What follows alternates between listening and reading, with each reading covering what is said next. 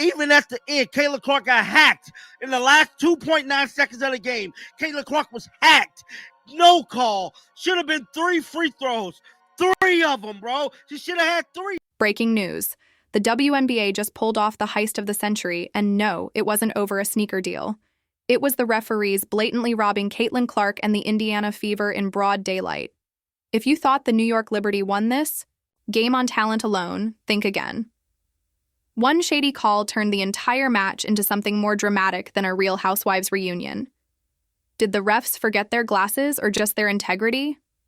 Stick around, because this scandal makes WWE look like a church bake sale. It was one of the worst refereed game. It was one of the worst refereed games I've seen. But in a long, long time. The WNBA referees are turning into full-blown Broadway performers with their latest act of theatrical injustice. And guess what? Caitlin Clark just got front row seats to the show, whether she wanted them or not. Apparently, when it comes to officiating, in the WNBA, consistency, fairness, and functioning eyeballs are optional as long as the New York. I think some of the calls, and I hate to dwell on the referees. You guys know I don't like to do it because I really don't like to pay attention to the sports police, but I feel like they are part of the story here.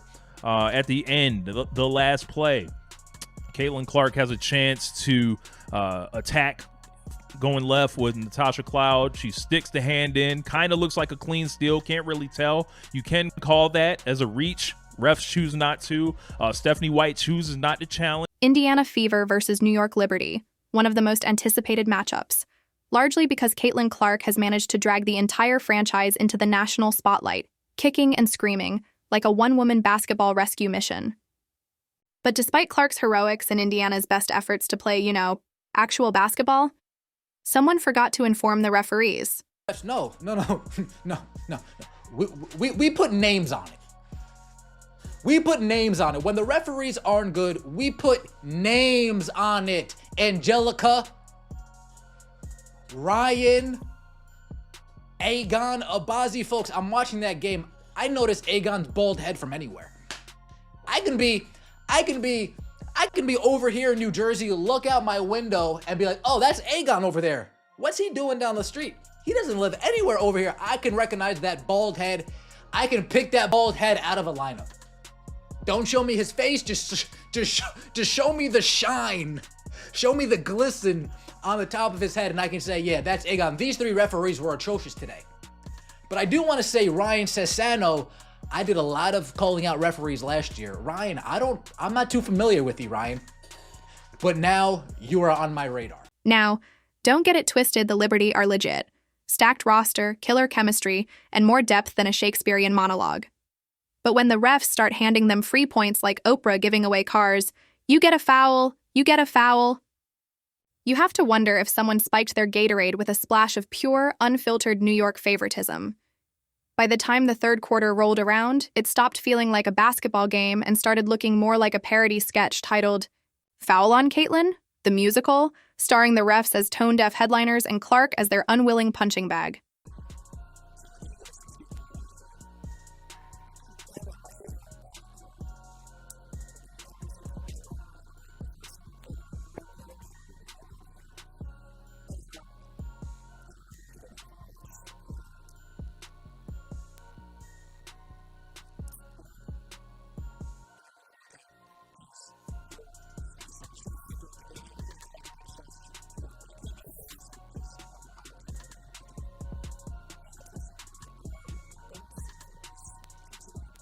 And then, of course, came the moment, the call. Oh, that gloriously logic-defying, brain-melting, physics-denying call that practically screamed, we're not even pretending to be subtle anymore. Caitlin Clark was doing what Caitlin Clark does best, commanding the floor like a seasoned general, slicing through defenders with the precision of a neurosurgeon on Red Bull, and carrying the entire Indiana Fever franchise on her back like a firefighter charging into a 4-alarm blaze. With the clock winding down and the pressure mounting like a volcano about to go full Pompeii, she drove into the lane, eyes locked on the rim, destiny within reach. This wasn't just another play. It was a cinematic moment. Cue the slow motion, the swelling orchestral soundtrack, the pounding heartbeat overlay. You could feel the electricity crackle through the arena. Everyone knew what was coming. A fearless play from the rookie phenom already being compared to legends. And then bam, a hit so blatant it could have been seen from the International Space Station. A foul so obvious it might qualify as assault in most jurisdictions. Shout out to Stephanie White. The Fever coach stood up for her team. She demanded respect and she blasted the refs.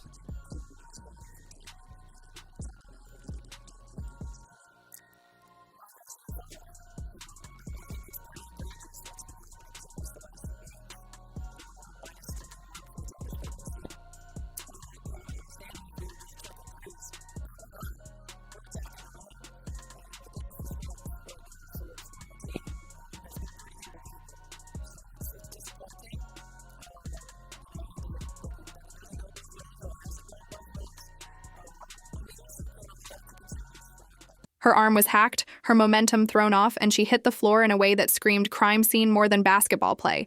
A foul so blatant, even the toughest streetball veterans would wince and mutter, "Yo, that was dirty." But the refs? Oh no. The referees apparently decided to take a detour into an alternate dimension, one where gravity works backward, unicorns officiate games, and functioning eyesight is strictly optional. Suddenly, they developed a case of selective blindness so extreme it could qualify as a medical emergency. It was a blackout of justice so complete you'd think someone had yanked the plug on their moral compasses mid-game. Whistles? Silent. Not even a peep. Not a single shrill note from their shiny little instruments of supposed fairness. It was as if the refs had been replaced by cardboard cutouts of themselves, programmed to ignore the very concept of reality. The crowd was in utter disbelief, jaws on the floor, fans clutching their heads like they'd just witnessed a UFO landing at mid-court. Phones flew into the air as people scrambled to record, rewind, and rewatch the carnage, hoping just maybe they'd missed something. They hadn't. It was clear as daylight, and yet somehow invisible to the only 3 people in the building actually paid to see it. Down low, Clark has to get open. 1 second left, Clark doesn't get the shot off. That was a foul, guys. And I wish we had another angle. Oh my God, I wish we had another angle. So, guys, I'm literally surfing the web right now. I'm literally surfing the web right now to try to get us some footage, man. Because this right here is ridiculous. Natasha Cloud straight up foul Kayla Clark. Even the announcers needed a moment to reboot their brains. There was a full 2.5 seconds of silence, a broadcast eternity, before one of them finally stammered, "Well, I think we're all a bit stunned right now." A masterclass in understatement. Meanwhile, Caitlin lay on the hardwood like a fallen warrior, blinking in disbelief, her face a mix of shock, fury, and pure, unfiltered, "Are you freaking kidding me?" And just like that, in a game where every second counted, the officiating crew ghosted the rulebook and slapped a figurative game over sticker on the moment. The ball went the other way. The moment evaporated into infamy, and an entire fan base collectively screamed into the void. You could practically hear the tweets composing themselves, hashtags being born in real time. Caitlin's face said it all. Every wrinkle in her brow, every twitch of her mouth.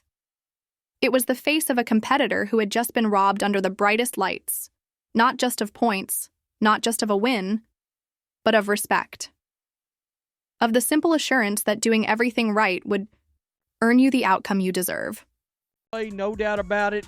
In my opinion, it looked like Natasha Cloud probably fouled her. It was not called. The referees love to swallow their whistles at that time, that part of the game. But then again, they did not swallow their whistles with the foul call on Lexi Hall against Sabrina Ionescu. She didn't beg. She didn't throw a tantrum. She stood up, wiped off the sweat and the injustice, and got ready to finish the game. But the sting was there. Everyone saw it. Everyone felt it. That moment when you realize the playing field isn't as level as they promised it would be. This wasn't just about a missed call. It was about the message it sent, that no matter how many triple-doubles you rack up, how much you elevate your teammates, how many records you break, or how many eyeballs you draw to the game, it can all be undone by a few seconds of bureaucratic indifference. A call like that doesn't just impact the scoreboard, It echoes into locker rooms, into press conferences, into Twitter threads and TikTok rants and barbershop debates. It sticks to the game like gum on a sneaker. Messy, annoying, and impossible to ignore. 4 games for Stephanie White to say, I've had enough. It's taken 4 games for Stephanie White to say, you know what? I've had absolute enough. Game 1, okay. Game 2, okay. Game 3, all right. But today was the last straw when it came for Stephanie White. The New York Liberty get to the free throw line. It took 4 games for Stephanie White to say, I've had enough. 4 games before, she declared, you know what? I've had absolutely enough. Game 1, okay. Game 2, okay. Game 3, all right. But today was the last straw. When it came down to Stephanie White and the New York Liberty getting to the free throw line, let's be real. If the names had been different, would that whistle have stayed silent? If it had been a more established player, a league darling with a few all-star nods under her belt, would the refs have swallowed the whistle? If the jersey had said anything but Clark, would the call have been the same? That's the uncomfortable truth everyone is dancing around but too afraid to say out loud.